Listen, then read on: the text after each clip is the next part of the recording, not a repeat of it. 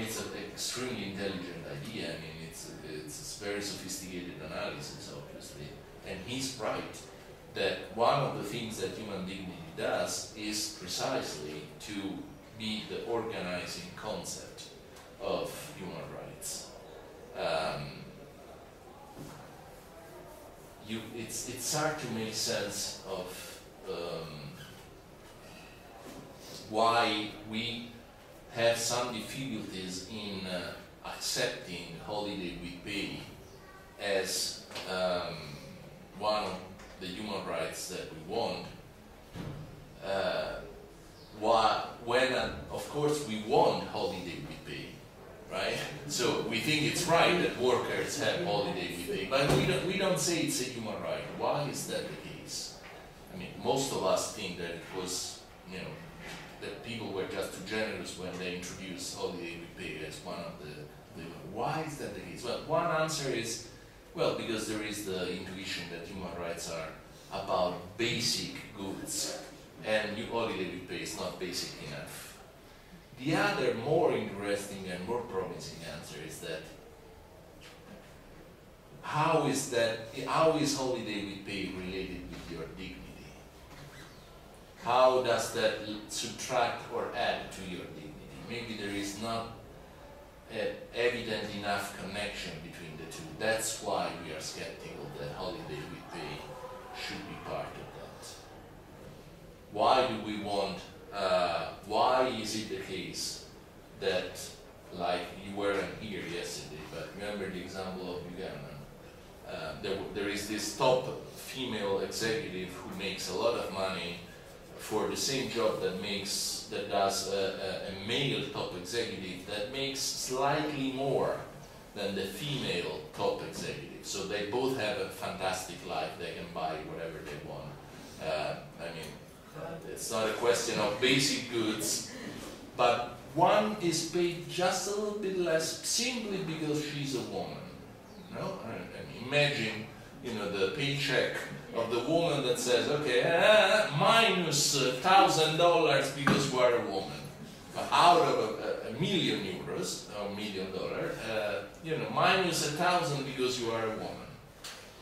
We think this is a violation of human rights, right? We think that the dignity of that person is violated. There is no way of saying, oh, in one case the basic goods of one person is endangered, the other one is protected, therefore, no, because no basic good is involved in this case, but the dignity of the person is involved. So,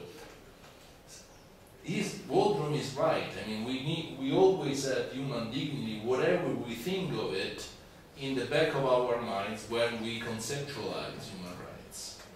I'm just saying, like Simmons, that this is not a good argument to say that the third kind of foundation should be discarded.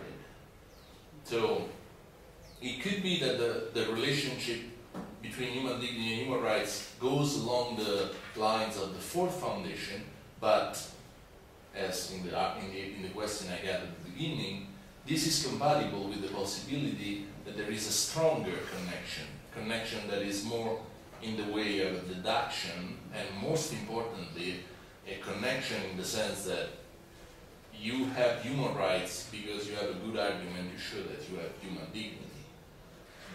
So the second task that he was asking me about. Waldron doesn't want that. And most of the people do not want that because, I mean, for this reason we have said many times, because if you dare giving such a foundation, you become divisive. You enter the terrain of metaphysics, you enter the terrain of comprehensive views, you enter a very risky terrain.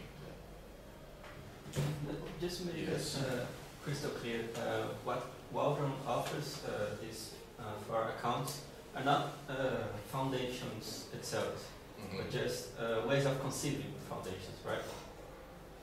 He offers a distinction between 4 ways of conceiving of a foundation, and the fourth one, that is the one he likes most, is a foundation in this loose sense that one concept organizes, gives a unified account offers you the possibility of having a unified account of the lower level concepts. So besides being how you see foundations, how you conceive them, it's also, in a loose sense, a foundation itself is called. No, say it again. Because what I want to understand is that if choosing one of these ways of conceiving foundations is a rival task of choosing an orthodox or a view or something like that. Yes. For example, you could raise a foundation of a constant type of an orthodox, and in terms of social practice, understand how these foundations relate to human rights practice in a third or fourth kind. I think this that Waldron proposes. So you understand that there are different things. How do you conceive foundations and which foundations you support? I see. I'm asking if these are rival questions. How one determines the other. I see. Now I understand.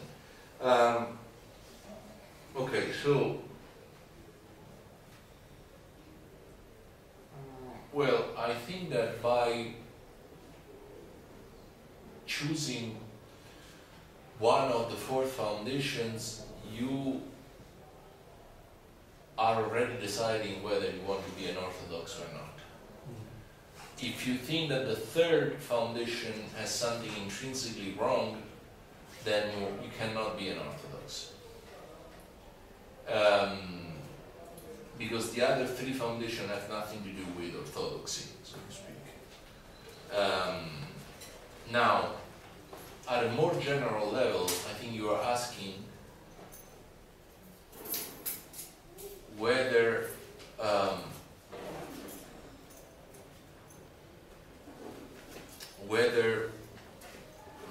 distinguishing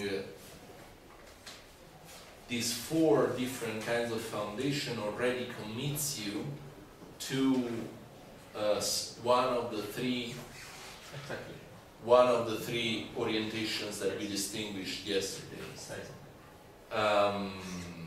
No, the answer is not, obviously, because I'm in perfect agreement with Waldron. Although I am an Orthodox, I'm in perfect agreement with Waldron that these are four different ways in which you can conceive of a foundation. So,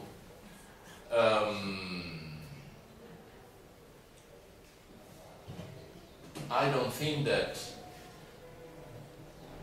distinguishes these four different ways of doing a foundation commits you to anything. It's only when you express a preference, or you say that one of these four is not promising, that you enter one of the other camps of the orientations that we distinguished yesterday.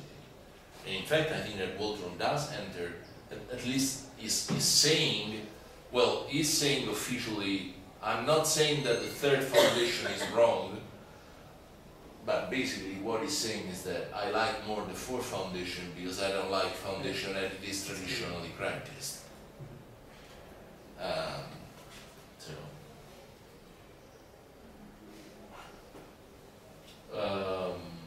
Alright, why don't we take a break at this point and then we move to Simon's reply to Waldron. Stay alive, we will get over it, don't worry.